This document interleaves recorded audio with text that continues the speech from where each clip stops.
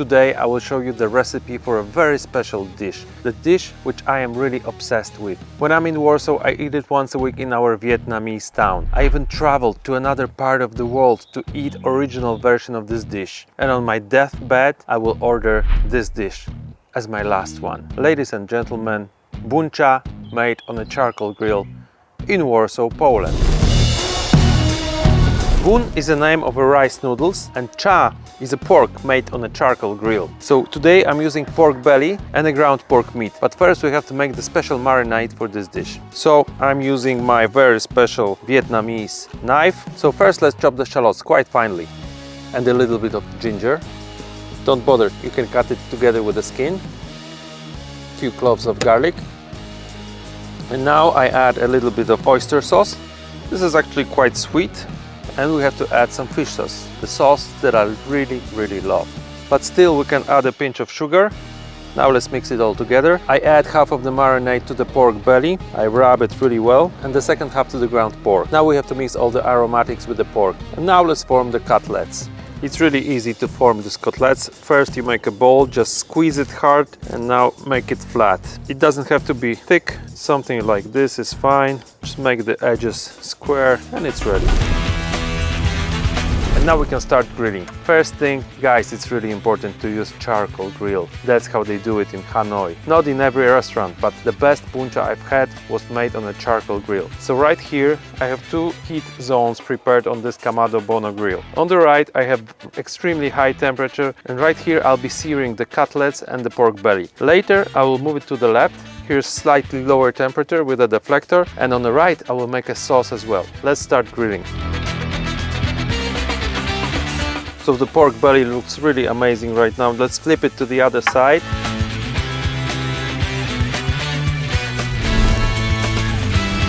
Pork bellies look really amazing already. Let's put it to the indirect heat zone. Now we have to cook the inside of them. And now on the side we can put this little pot in which we'll be making a sauce. And on the right side, cutlets.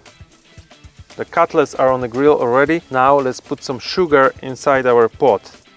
And let's wait until it will change into fluid brown caramel. Let's flip the cutlets. This is what I love about Kamado grills. Take a look at this color, this beautiful golden brownish color. It's awesome. And this is something you can achieve mostly only on Kamado grills because of the radiation heat that you get from the hot ceramic. Now we can put the cutlets to the indirect heat zone and let's start working on the sauce. Now let's make Bun Cha sauce. It's really simple. There are only three main ingredients. First of all, it's a sugar. It's much better when it's caramelized because it gets much more flavor. It's a bit bitter, it's a bit sour, it's a little bit smoky. So now let's wait until the sugar dissolves. Then we'll add fish sauce and water. And that's the base of this sauce. And after a while, the sugar has dissolved and now it has a beautiful color. It's a caramel right now. Now is the time to add a little bit of water and a little bit of fish sauce. It smells really bad straight from the bottle, but it's really one of my favorite foods in the world. Salty, full of umami, really popular in Vietnamese cuisine. I really love fish sauce. And now let's wait just a few seconds for sugar to dissolve into our sauce. This is how to plate a decent Bun Cha. I put at least 2 cutlets inside, a little bit of pork belly, and I fill it up with sauce right now.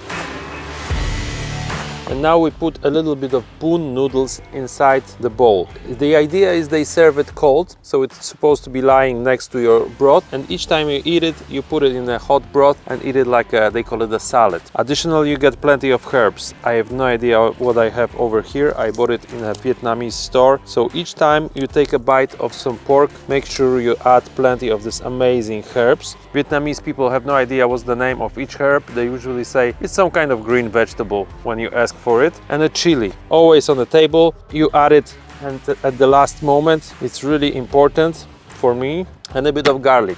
Garlic is served fresh in Hanoi and it really opens up this dish. Don't be afraid that you're gonna stink or something like this. This is really important to add it. And this is a decent Bun Cha. Enjoy.